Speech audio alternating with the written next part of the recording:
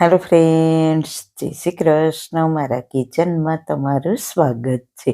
આજે આપણે juicer, mixer, Blender કે સંચાનો ઉપયોગ કર્યા વગર જ મોસંબીનો રસ કાઢીશું. સાથે સાથે સમારવાની, છાલ કાઢવાની કે બી કાઢવાની કોઈ પણ ઝંઝટ વગર. આજે હું મોસંબી કે સંતરાની છાલ અલગ કર્યા વગર જ તેમાંથી રસ કઈ રીતના કાઢવો તેની એકદમ સરળ રીત તમારી સાથે શેર કરવા જઈ રહી છું. અને એ પણ ઘરમાં જ રહેલી વસ્તુનો ઉપયોગ કરીને સંતરાનો જ્યુસ કાઢી શકશો.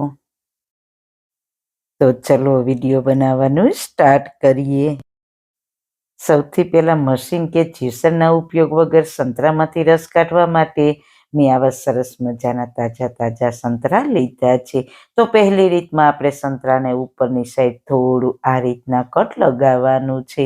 સંતરાને મેં સારી રીતના ધોઈને જ લીધા છે. પછી તમારે શું કરવાનું કે એક કાંટાવાળી ચમચી લેવાની, તેને સંતરામાં આ રીતના ખૂંચાડીશું. થોડી જ વારમાં આ રીતના કરશો ને એટલે જ્યુસ આપોઆપ બહાર નીકળવા લાગશે. આમાં તમારે નથી છાલ અલગ કરવાની કે નથી કળીઓને અલગ કરવાની કે નથી બીને અલગ કરવાની ઝંઝટ કે નથી મિક્સર જ્યુસરનો ઉપયોગ કરવાનો. એકદમ સહેલી રીતે આ રીતના જ્યુસ અલગ કરી શકશો. સૌ સહેલી રીત છે. નાના બાળકો પણ આ રીતના રસ કાઢીને પી શકે તેવી સહેલી રીત છે. હવે એક બાઉલ પર ગરણો રાખીશું અને તેના પર સંતરાને આ રીતના દબાવીને રસ કાઢી નાખીશું. જેમ આપણે લીંબુ નીચોવીએ ને તેમ રસ મોસંબીમાંથી કાઢવાનો છે. તમે જુઓ, આમાં જરા પણ રસ નથી રહ્યો. મિત્રો, એકદમ સહેલી રીત છે. નથી છોતરા કૂચો કે કશું જ નથી આવ્યું રસમાં. હવે જ્યુસને ગ્લાસમાં લઈ લઈએ.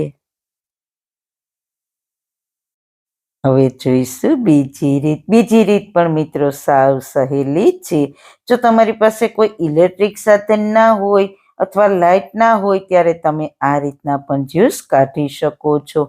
તો બીજી રીતમાં તમારે શું કરવાનું કે સંતરાના 2 ભાગ કરી લેવાના. આજે હું સંતરામાંથી જ્યુસ કાઢું છું. સેમ આ જ રીતના તમે મોસંબીમાંથી પણ જ્યુસ કાઢી શકો છો.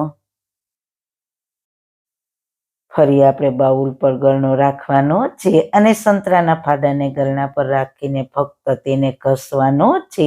માત્ર 2 થી 3 મિનિટ ઘસશો ને ત્યાં બધું જ જ્યુસ અલગ થઈ જશે અને રેસા, છોતરા, બી, છાલ બધું જ આ રીતના ગળણામાં જ રહી જશે અને બાઉલમાં ફક્ત જ્યુસ જ જશે. તમે જોઈ શકો છો, સાવ સહેલી રીત છે. નાના બાળકો માટે આપણે ઘણીવાર એક સંતરા કે મોસંબીનો રસ કાઢવો હોય તો આપણે કેટલી બધી ઝંઝટ કરવી પડે છે. તો આ રીત તમે જોઈને એકદમ સરળ છે. સેમ આપણે બીજા ફાડાનું પણ જ્યુસ કાઢી લઈએ. જ્યારે તમારે નાના બાળકો માટે જ્યુસ કાઢવું હોય ને ત્યારે આ રીત તમને ખૂબ જ ઉપયોગી થશે. બસ સંતરામાં કટ લગાવો ને ત્યાં જ્યુસ તૈયાર. ઘણીવાર આપણે બાળકો કે વડીલો માટે 1-2 સંતરા કે મોસંબીનું જ્યુસ જોઈતું હોય ત્યારે આપણને ખૂબ જ ઝંઝટનું કામ લાગે છે. તો આ રીત સાવ સહેલી છે. તમે જોઈ શકો છો, ગરણામાં ફક્ત રેસા અને કૂચા જ વધ્યા છે. સરસ એવું જ્યુસ અલગ થઈ ગયું છે. ઘણીવાર આપણે આવા ફ્રૂટ ઘરમાં લાવવાનું પણ ટાળતા હોઈએ છીએ અને લઈ આવીએ તો લાંબા સમય સુધી આમ ને આમ જ પડ્યા રહે છે. તો તમે આ રીતના તેમાંથી આસાનીથી જ્યુસ કાઢી શકો છો. તેને પણ આપણે ગ્લાસમાં એડ કરી દઈશું.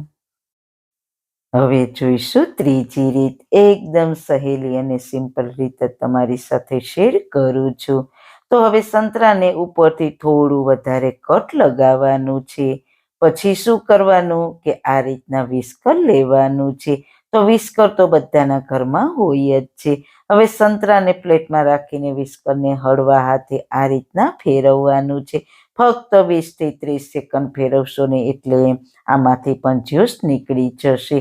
તમે જોયું ને, આ રીત પણ સાવ સહેલી છે.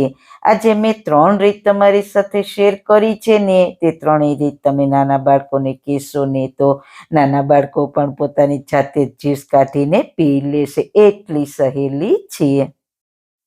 ઘણીવાર લાઇટ ના હોય અને જ્યુસની જરૂર છે અથવા ફક્ત એક બે સંતરા કે મોસંબીનું જ્યુસ કાઢવું હોય તો તમે આ ટ્રીકથી જરૂર જ્યુસ કાઢી શકો છો અને ઓછા સમયમાં તમારું કામ પતી જશે.